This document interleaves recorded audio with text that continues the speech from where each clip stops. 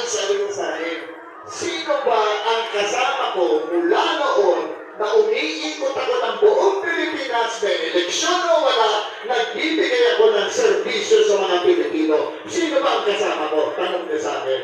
Sabi ko, ako.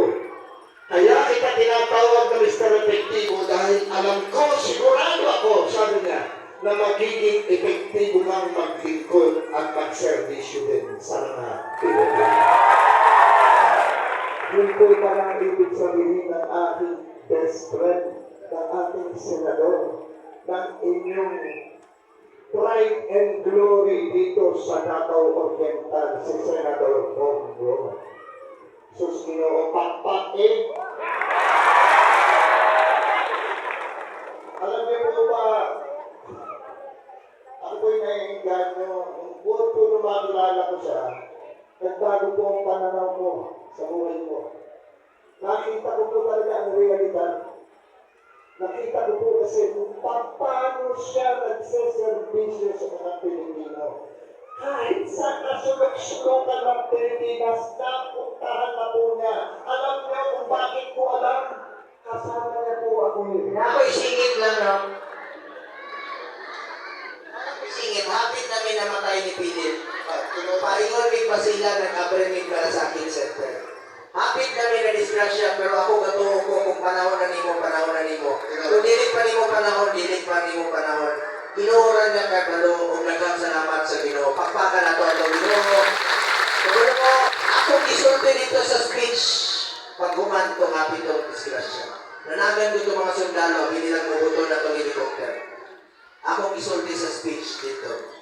Tagalog ako pagkasultingin ay mga kaitsunang Muslim. Kung sakali po may nangyari sa amin, isa pong karangalan mamatay habang naglilingkod po sa kanyang sariling buhay. Kung mamatay ko, gusto ko nag-servisyo ko, dilig na huwag ginabuhat. Huwag ka rin sikong toyo. Kaya ba mo niabot akong kapare, hantod, hulog, bagyo, lindol, sunog, putok sa bulkan, abot yung buhawi, at tuon ako na, kaya sa inyo, huwag niya ako karoon ko rin. Di nilang pala ginabang, at ako mo kayo gusto pa mo makabot, rin. Pinalangga mo na ako rin sa Davao Oriental. Pero pag-uli nga mong Davao, pag-uli nga mong Manila, dahil ni hong-hong sa ako, hubog. Iyon nila, sir, swerte ka. Kauban mo ni Philip Salvador. Yun ako, kung sa ilabot ni Philip Salvador, sa swerte nga ako sa kinabuhi. Iyon nila, sir, taas kong kinabuhi si Philip Salvador. Ngayon, kay Baluan mo taas siya kinabuhi. Iyon nila, sir, kay Balumi, si Philip Salvador. Masamang damo yan. Totoo naman po eh. Totoo naman po ang sinasabi ng puting senator natin. Ako po isang masamang damo. Pero ako po yung masamang damong lucky charm niya. Kaya lang ngayon, buhay ka rin panawa. Ngayon po, nakikita niyo ba yung mga t-shirts niyo? Yung mga suot niyo? Christian Lawrence Krenz. Christian Lawrence Krenz. Sino ang amahan? Kung ano ang amahan, siya rin ang anak. Kung ang ama ay nagmamalasakit at ang tanging bisyo ay magservisyo, sinisiguro ko sa inyo, ang bata niya, si Krenz ko, Mr. Malasakit Jr., ang tanging magiging bisyo rin ay ang mag-servisyo sa inyo tanan. Matalino na bata, nagmana sa amahan. Mabait na bata, nagmana sa amahan at sa akon. Mabait na bata, masipag mag-aral. Ang kanyang pinag-aralan, tandaan nyo, gagamitin niya para sa Davao Oriental. Ako, syempre, ang akong pamangkin, si Krenz, ang gusto kong maging vice governor nyo dito sa Davao Oriental. Tabanan niyo siya! Alam niyo kung bakit? Mamahalin niya kayo tulad ng pagmamahal ng kanyang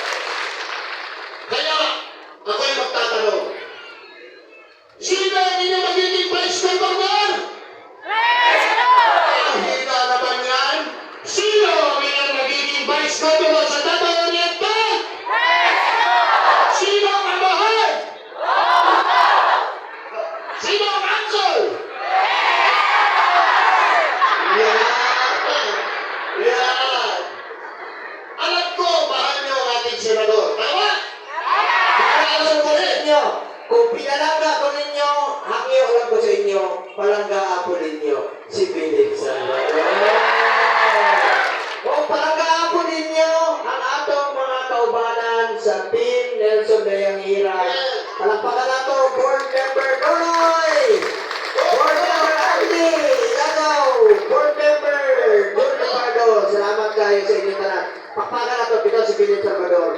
Ayaw hapon, nabigyan ka ng Palanggaan ninyo si Philip ba? Ayaw ninyo kaliktipon si Philip Salvador. Buhutan nyo niyo. Tinabangon. Lalaki pa ko tala sa inyo. Ang tawag ninyo sa ako, Mister? Ang bisyo na ako ay man? Ang tawag ninyo kay Philip, Mister? Kung kaya ang bisyo?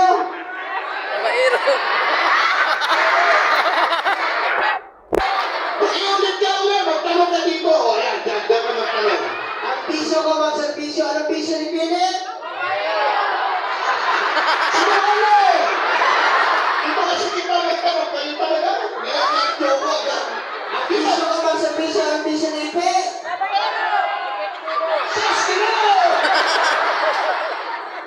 Dito, walang magsisinungaling dyan. Ayan.